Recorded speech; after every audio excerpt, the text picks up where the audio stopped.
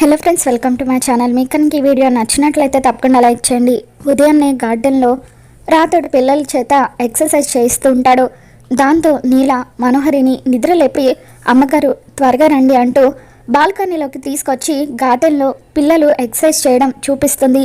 ఇదంటే ఉదయాన్నే పిల్లలు ఇలా నిద్ర లేచి ఎక్సర్సైజులు చేస్తున్నారేంటి అని చెప్పి, ఏంటా కుప్పిగంతులు అని చెప్పి అంటూ ఉంటే, పిల్లలు చాలాసేపటి నుండి ఇలాగే ఎక్సర్సైజులు చేస్తున్నారు అమ్మగారు, ఇదంతా ఆ మిస్సమ్మ కావాలని చేయిస్తుందట అని చెప్పి నీలా అంటూ ఉంటే, పిల్లలకు దగ్గరవ్వడం కోసం అది పిల్లలకు నచ్చే పనులు చేస్తూ ఉంటే, ఇదేంటే పిల్లలతో ఇంకా శత్రుత్వం పెంచుకుంటుంది అని చెప్పి మనోహరి అంటూ ఉంటుంది.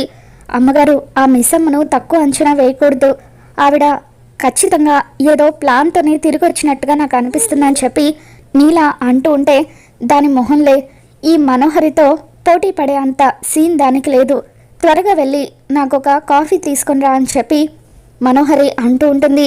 ఇంతలో అమర్ జాగింగ్ చేసి ఇంటికి తిరిగి వస్తాడు.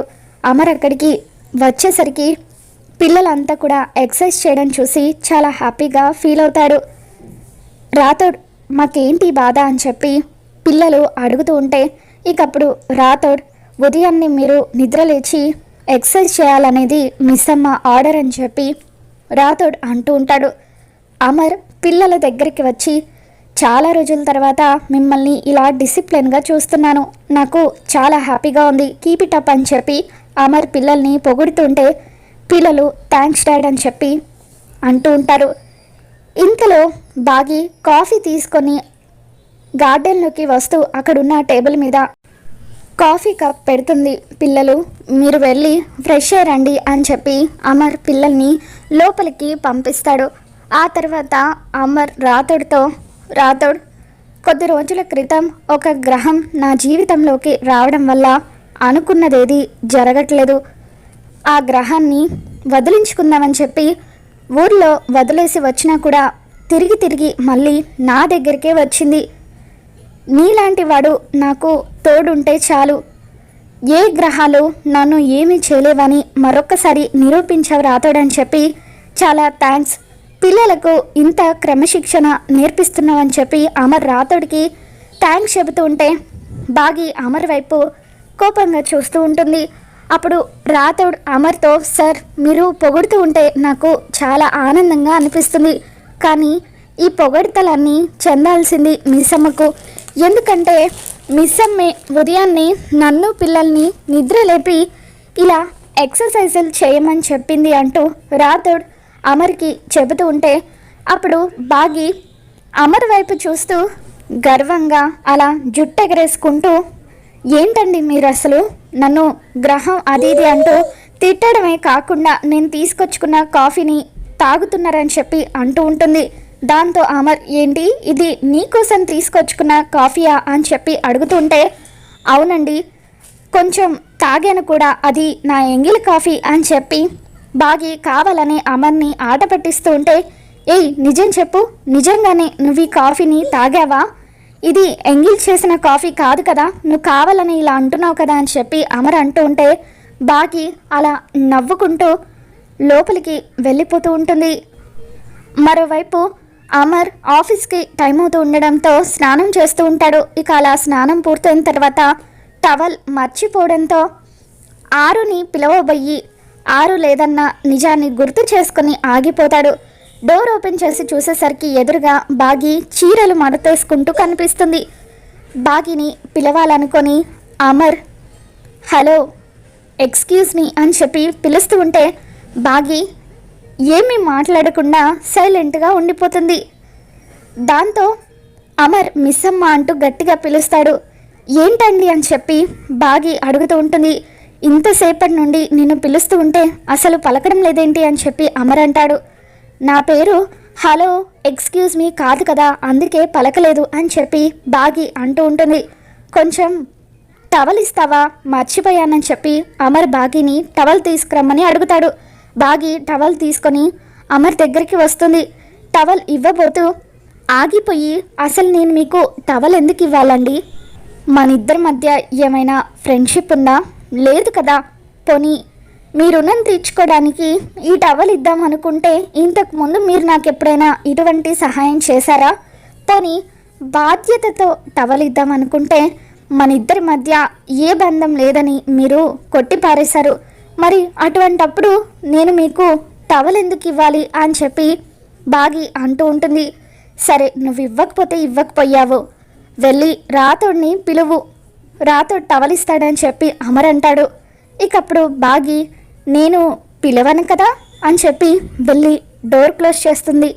ఇటువంటి ఆప్షన్స్ ఏవి ఇప్పుడు మీకు లేవు అని చెప్పి బాగి అంటూ ఉంటే, సరే నువ్వు నాకు టవల్ ఇవ్వాలంటే నేనేం చేయాలి చెప్పు అని అమర్ అడుగుతాడు. ఇది కదా మీరు అడగాల్సింది, ఇందాకటి నుండి ఈ క్వశ్చన్ అడగాల్సింది పోయి ఏదేదో మాట్లాడి టైం వేస్ట్ చేస్తున్నారు అని చెప్పి బాగి అంటూ ఉంటుంది. సరే సరే త్వరగా చెప్పు, నాకు ఆఫీస్కి టైం అవుతుంది, నేనేం చేయాలి ఇప్పుడు అని అమర్ అడుగుతాడు. ఇకప్పుడు బాగి నన్ను హలో ఎక్స్క్యూజ్ మీ అని కాకుండా ప్రేమగా బాగి అంటూ ఫీల్తో పిలవాలి. బాగి, నువ్వు నా జీవితంలోకి రావడం నా అదృష్టం. ఏదో పొరపాటున నిన్ను నేను అపార్థం చేసుకున్నాను, ఇంకెప్పుడు కూడా నువ్వు నన్ను మోసం చేశావని నేను అనను అంటూ ఫీల్తో చెప్పాలంటూ బాగి అమర్ని అడుగుతూ ఉంటుంది. ఇక దాంతో అమర్ టవల్ కోసం బాగిని బాగి అంటూ ప్రేమగా పిలుస్తాడు.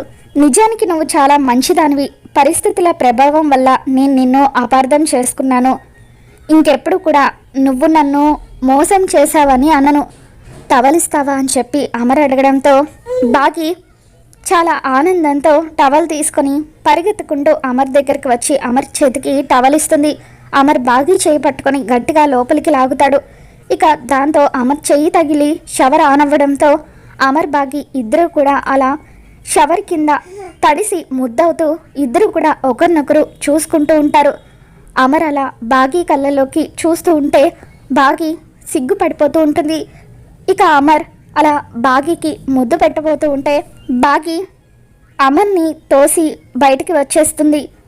మరోవైపు మనోహరి హడావిడిగా ఎక్కడికో వెళ్తూ ఉంటే ఆరు ఈ మనోహరి మళ్ళీ ఏదో చేయబోతుంది, ఎలాగైనా సరే మనోహరిని ఫాలో అయ్యి అదేం చేయబోతుందో తెలుసుకోవాలనుకొని ఆరు కూడా మనోహరితో పాటు కారులో వెళ్తూ ఉంటుంది. మనోహరి చాలా స్పీడ్గా కార్ని డ్రైవ్ చేస్తూ ఉంటే వసే మనో జాగ్రత్త అని చెప్పి అంటూ తనని చంపించింది మనోహరి అన్న విషయాన్ని ఆరు గుర్తు చేసుకొని వసే మనో, ఒకప్పుడు మన ఇద్దరి మధ్య ఒకరికొకరు ప్రాణం ఇచ్చుకునేంత ఫ్రెండ్షిప్ ఉందని నేను అనుకునేదాన్ని, కానీ ఇలా నా ప్రాణాలు తీసేంత ద్వేషం నీలో ఉందని నేను అస్సలు ఊహించలేదు. ఆయన నా జీవితంలోకి రావాలని నా తలరాతలో రాసి పెట్టుంటే అది నా తప్ప, ఎందుకే నన్ను నా కుటుంబానికి దూరం చేశావు అని చెప్పి అలా ఆరు గట్టిగా అరుస్తూ ఉంటే అప్పుడు వైబ్రేషన్స్ వల్ల ఆరు అక్కడ ఉందన్న విషయం మనోహరికి అర్థమయ్యి సడన్గా కార్ బ్రేక్ వేస్తుంది. ఇక అలా కార్ డోర్ ఓపెన్ చేసుకొని కింద పడిపోతుంది. అలా కింద పడి భయంగా చూస్తూ ఉండిపోతుంది. ఇంతలో ఆరుకి యాక్సిడెంట్ చేసిన లారీ డ్రైవర్ బాబ్జీ పరిగెత్తుకుంటూ మనోహరి దగ్గరికి వచ్చి ఇలా పడిపోయారు ఏంటి మేడం, లేవండి అని చెప్పి ఆ బాబ్జీ మనోహరిని పైకి లేపుతాడు. ఇక ఆ తర్వాత ఆరు డ్రైవర్ని చూసి గుర్తుపట్టి, రే ఎందుకురా నా కుటుంబానికి నన్ను దూరం చేశావు, నేను నీకేం అన్యాయం చేశానంటూ బాబ్జీ రెండు చెంపలు కూడా వాయించాలని ప్రయత్నిస్తూ ఉంటుంది. బాబ్జీ గొంతు పట్టుకొని చంపాలని ప్రయత్నిస్తూ ఉంటుంది. కానీ ఆత్మ అవడంతో ఏమీ చేయలేక అలా బాధగా చూస్తూ ఉండిపోతుంది. మనోహరి బాబ్జీకి కొన్ని డబ్బులు ఇస్తూ, చూడు నువ్వు ఏం చేస్తావో నాకు తెలీదు, ఆ బాగిని చంపేయాలని చెప్పి అంటూ ఉంటే, వసే మనో ఎందుకే బాగిని చంపాలని ప్రయత్నిస్తున్నావు, బాగికి ఏమీ తెలీదు, అసలు జరిగింది జరగబోయేది ఏమీ తెలియని అమాయకురాలు తను, దయచేసి దాన్ని వదిలేసేయి అని చెప్పి బాగి గురించి మనోహరిని ఆరు వేడుకుంటూ ఉంటుంది. పని పూర్తవ్వక ముందే డబ్బులు ఇస్తున్నారంటే ఈ పని మీకు ఎంత ముఖ్యమో నాకు అర్థమవుతుంది మేడం, ఇదంతా మీరు ఎందుకు చేస్తున్నారు, ఇంతమందిని ఎందుకు చంపుతున్నారు, ఆయన పైన ప్రేమనా అని చెప్పి బాబ్జీ అడుగుతూ ఉంటే, ప్రేమ కాదు పంతం పట్టుదల, నాకు దక్కాల్సిన వాడిని అది ఎగరేసుకుపోయిందనే పంతం, అందుకోసం ఇదంతా చేస్తున్నానని చెప్పి మనోహరి అంటూ ఉంటుంది. సరే మేడం, ఖచ్చితంగా పని పూర్తి చేస్తాను అని చెప్పి బాబ్జీ అక్కడి నుండి వెళ్ళిపోయిన తర్వాత, వసే ఆరు, నువ్వు బతుకున్నప్పుడు మీ ఇద్దరు ఎలాగైనా కలవలేకపోయారు, ఇప్పుడు చచ్చి ఒక దగ్గర కలుసుకోండి అని చెప్పి తనలో తాను నవ్వుకుంటూ ఉంటుంది.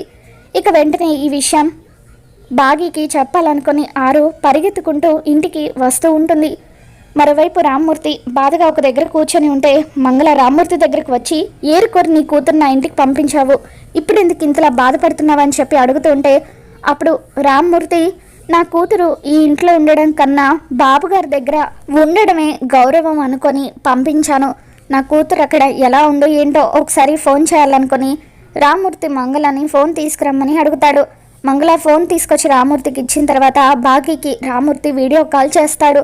ఇక అప్పుడు బాగీ మాట్లాడుతూ, నాన్న ఎలా ఉన్నారు, నేను ఇక్కడ చాలా ఆనందంగా ఉన్నాను, ఆయన పైకి నా మీద కోపం నటిస్తారు కానీ ఆయనకి నేనంటే చాలా ప్రేమ, నన్ను చాలా బాగా చూసుకుంటున్నారు అని చెప్పి బాగీ అమర్ గురించి ఎంత గొప్పగా రామ్మూర్తికి చెబుతూ ఉంటే, అమర్ అక్కడే అద్దం దగ్గర నిలబడి రెడీ అవుతూ బాగీ మాటలు విని బాగీ వైపు అలా చూస్తూ ఉంటాడు.